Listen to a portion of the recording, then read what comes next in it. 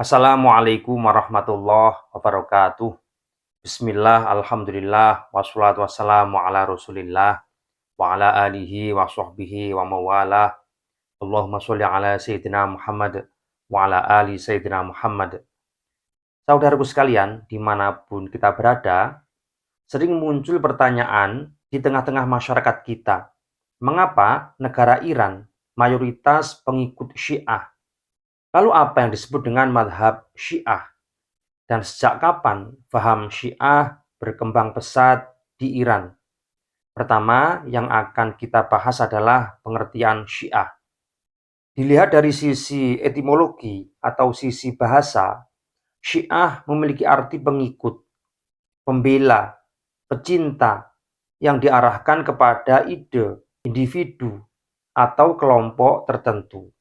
Kata Syiah bisa kita sandingkan dengan kata tasya'yu yang memiliki arti patuh atau mentaati agama dan mengangkat orang yang ditaati dengan penuh keikhlasan juga tanpa keraguan. Sedangkan dalam istilah ensiklopedia Islam, Syiah adalah kelompok aliran atau faham yang mengidolakan sekaligus mengkultuskan Ali bin Abi Thalib dan keturunannya, yaitu para pemimpin agama dan umat setelah Nabi Muhammad SAW wafat. Kaum Syiah berpendapat bahwa Ali bin Abi Thalib merupakan imam dan khalifah yang ditetapkan melalui nas dan wasiat dari baginda Nabi Muhammad SAW, baik secara eksplisit, yaitu secara terang-terangan, maupun secara implisit, yaitu dilihat dari kandungan makna dari isi wasiat atau nas yang dipaparkan oleh Rasulullah. Oleh karena itu, kaum Syiah berkeyakinan bahwa pemimpin Islam setelah wafatnya Rasulullah SAW haruslah Imam Ali bin Abi Thalib dan keturunannya, bukan yang lain. Sedangkan kepemimpinan Abu Bakar As-Siddiq, kemudian Umar bin Khattab, dilanjutkan oleh Utsman bin Affan, apalagi Muawiyah bin Abi Sufyan, sama sekali tidak dibenarkan dan juga tidak dianggap, karena semuanya dianggap menyalahi wasiat dari Rasulullah SAW. Saudaraku sekalian, perlu diketahui bahwa ajaran Syiah sebelum tercampur dengan faham politik ternyata sudah ada sejak zaman Rasulullah masih hidup. Gerakan Syiah pada era ini tiada lain dan tiada bukan hanya untuk mendukung dan menjaga perjuangan Rasulullah SAW dan dilanjutkan oleh Ahlul Bait atau keluarga Nabi Muhammad sendiri. Nah, sedangkan kelompok Syiah secara politik baru muncul setelah wafatnya Rasulullah, yang mana kelompok ini mendukung Ali bin Abi Thalib sebagai pemimpin yang paling berhak melanjutkan kepemimpinan umat Islam setelah wafatnya Rasulullah. Pada hari Rasulullah wafat, para senior dari sahabat, baik sahabat Muhajirin maupun sahabat Ansor, bermusyawarah tentang kekhalifahan. Lalu mereka mengangkat Abu Bakar sebagai khalifah atau pengganti dari Rasulullah. Pada awalnya, Ali bin Abi Thalib dan pengikutnya tidak mau berbaiat kepada Abu Bakar. Artinya tidak terima dengan keputusan dari para sahabat senior tersebut. Namun, untuk menghindari perpecahan di tubuh umat Islam, akhirnya Ali bin Abi Thalib mau berbaiat kepada Abu Bakar dan mengakui kepemimpinan Abu Bakar. Dari kejadian itulah kelompok Syiah muncul. Mereka beranggapan bahwa Ali bin Abi Thalib sangat berhak menjadi khalifah karena selain dekat juga memiliki hubungan kekerabatan dengan Rasulullah. Namun di era Abu Bakar, Umar bin Khattab sampai Utsman bin Affan, kelompok Syiah bersikap dingin, sama sekali tidak menampakkan sikap oposisi yang mereka miliki. Mereka cenderung diam dan seolah-olah mendukung khalifah yang pada saat itu menjabat. Gerakan mereka tetap santun. Dan ketika terjadi perang Siffin, yaitu perang antara Ali bin Abi Thalib melawan Muawiyah bin Abi Sufyan, kelompok Syiah muncul sebagai gerakan politik yang sangat agresif, yang belum pernah nampak sebelumnya. Ini terjadi karena Muawiyah dianggap curang yang memainkan propaganda politik yang merugikan Ali dan juga pengikutnya.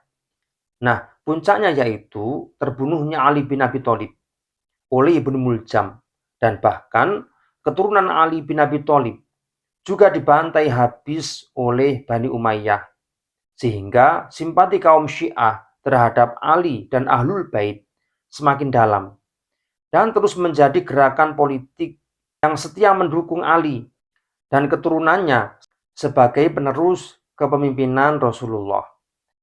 Saudaraku sekalian, dalam perkembangannya, Syiah terpecah menjadi beberapa bagian atau sekte yang banyak dikenal oleh masyarakat. Walaupun ternyata juga masih banyak nama-nama sekte dari kaum Syiah ini yang belum diketahui oleh masyarakat. Berikut ini sekte-sekte Syiah yang banyak dikenal di tengah-tengah masyarakat kita. Yang pertama, ada Syiah Imamiyah, yaitu kelompok yang meyakini adanya 12 imam yang ditunjuk oleh Rasulullah Shallallahu Alaihi Wasallam. Sedangkan imam terakhir dari Syiah Imamiyah adalah Imam Mahdi yang masih gaib dan akan muncul di akhir zaman. Kemudian yang kedua ada Syiah Ismailiyah, yaitu kelompok yang meyakini adanya 7 imam, dengan imam terakhir adalah Ismail bin Ja'far As-Shadiq. Sedangkan yang ketiga ada Syiah Zaidiyah, yaitu kelompok yang mengikuti Imam Zaid bin Ali, yaitu cucu dari Imam Hussein. Kelompok ini memiliki pandangan berbeda dengan Syiah Imamiyah. Kemudian yang keempat ada Syiah Kaisaniyah, yaitu kelompok yang muncul pada masa awal Islam. Sedangkan yang kelima ada Syiah Gulat, yaitu kelompok yang memiliki keyakinan ekstrim dalam kepemimpinan imam. Dan bahkan tidak jarang mereka melebih-lebihkan kedudukan para imam. Dan sebenarnya masih banyak sekte Syiah yang tidak kita sebutkan di sini karena kurang populer atau kurang dikenal oleh masyarakat. Sehingga hanya sedikit masyarakat yang tahu dengan sekte-sekte ini. Lalu apa penyebab Syiah terpecah menjadi beberapa bagian? Yaitu karena perbedaan pandangan dan penafsiran terhadap suksesi kepemimpinan setelah wafatnya Rasulullah Shallallahu Alaihi Wasallam. Selain itu, mereka juga mengalami perbedaan dalam doktrin dan ajaran agama. Dari sinilah kemudian lahir berbagai kelompok Syiah dengan keyakinan dan praktik yang berbeda-beda. Antara satu dengan yang lain tidak mengalami kesamaan. Nah, kemudian mengapa bangsa Iran mayoritas bermadhab Syiah? Padahal dulu hampir seluruh wilayah Timur Tengah, termasuk Iran, didominasi oleh Islam Sunni atau Islam Ahlus Sunnah wal Jamaah. Ternyata semuanya tidak terlepas dari kemunculan tokoh pendiri Syiah yang pertama. Perlu diketahui bahwa Islam masuk ke Iran atau Persia ketika negara tersebut masih berbentuk kerajaan Persia sekitar tahun 637 sampai 651 Masehi. Masuknya Islam ke Persia ini menjadi tanda berakhirnya Kekaisaran Sasan yang telah berkuasa sejak tahun 224 Masehi silam. Dan sejak saat itu, Persia lambat laun menjadi wilayah Muslim. Sampai pada abad ke-10 Masehi, mayoritas penduduk Persia adalah Islam. Dan Sunni atau Ahlus Sunnah wal Jamaah mendominasi Iran dari abad ke-7 sampai abad ke-15 Masehi. Nah, suasana menjadi berubah ketika muncul dinasti Syafawi yang menjadikan Syiah sebagai agama negara secara resmi dan menyebarkannya secara agresif dan memaksa. Walaupun Iran awalnya mayoritas Sunni, semuanya berubah drastis, teman-teman. Pada tahun 1500 Masehi, Safavid Shah, yaitu Ismail I, melakukan penaklukan Iran dan Azerbaijan. Kemudian memulai kebijakan yaitu pemaksaan perpindahan Muslim Sunni ke Syiah. Jadi siapapun yang tinggal di Iran pada saat itu, semuanya harus mengikuti Syiah. Pada saat itu, banyak Muslim Sunni dibunuh ketika Syah Ismail I menaklukkan Irak, kemudian Dagestan, Anatolia Timur, dan Armenia. Lalu mengapa pemerintahan ini menjadi beringas dan agresif yang memaksa siapapun yang ada di Iran harus menjadi pengikut bagi Islam Syiah?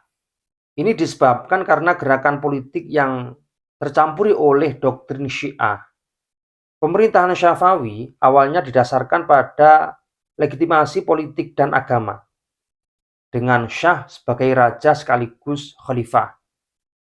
Dengan terkikisnya otoritas politik pusat Syafawi pada pertengahan abad ke-17 Masehi, kekuasaan ulama Syiah dalam urusan sipil seperti hakim, kemudian administrator, dan pejabat pengadilan mulai tumbuh. Ini dimulai sejak periode Safawi dan seterusnya. Sehingga dengan begitu, lingkungan Iran lebih mendukung berkembangnya Islam Syiah daripada Islam Sunni. Nah, setelah dinasti Syafawi disusul oleh dinasti-dinasti yang lain, seperti dinasti Zandiyah, kemudian dinasti Khazariyah, kemudian dinasti Pahlavi, dan dinasti Khomeini, yang kemudian berkuasa di Iran. Semua dinasti tersebut menempuh jalan yang sama, seperti apa yang dilakukan oleh dinasti Syafawi. Setiap hari, Muslim Sunni terus mendapatkan serangan teror, sehingga bagi Muslim Sunni hanya ada dua pilihan, yaitu antara masuk Syiah atau keluar dari Iran. Setelah Iran resmi menjadi negara republik pada tahun 1979 Masehi, madhab Syiah menjadi madhab resmi sesuai dengan pasal ke-12 Konstitusi Republik Islam Iran. Nah, itulah sejarah Syiah dan mengapa Iran menjadi pengikut Syiah terbesar dan merupakan daerah sentral Syiah pada saat ini. Akan tetapi, perlu kita lihat dari sisi lain, teman-teman. Walaupun demikian, saat ini Iran menjamin kebebasan penganut madhab lain, misalnya mengakomodir madhab Hanafi, kemudian madhab Maliki, lalu madhab Syafi'i, dan madhab Hambali. Bahkan penganut Islam Sunni saat ini bisa berada dalam parlemen, kemudian bisa menjadi dewan ahli, dan pejabat pemerintahan. Saat ini Iran menyuarakan adanya persatuan antara Sunni dan Syiah, baik dalam skala negeri, regional, maupun skala internasional. Saudaraku sekalian, semuanya yang ada di alam semesta ini pasti mengalami perubahan, sehingga semuanya bersifat dinamis. Sewaktu-waktu akan mengalami perubahan.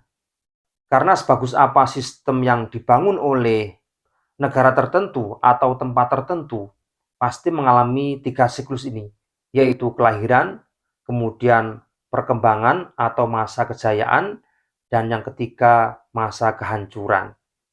Dan ini merupakan siklus yang ada di alam semesta ini. Sekian, semoga bermanfaat. Wallahu a'lam bishawab. Assalamualaikum warahmatullahi wabarakatuh.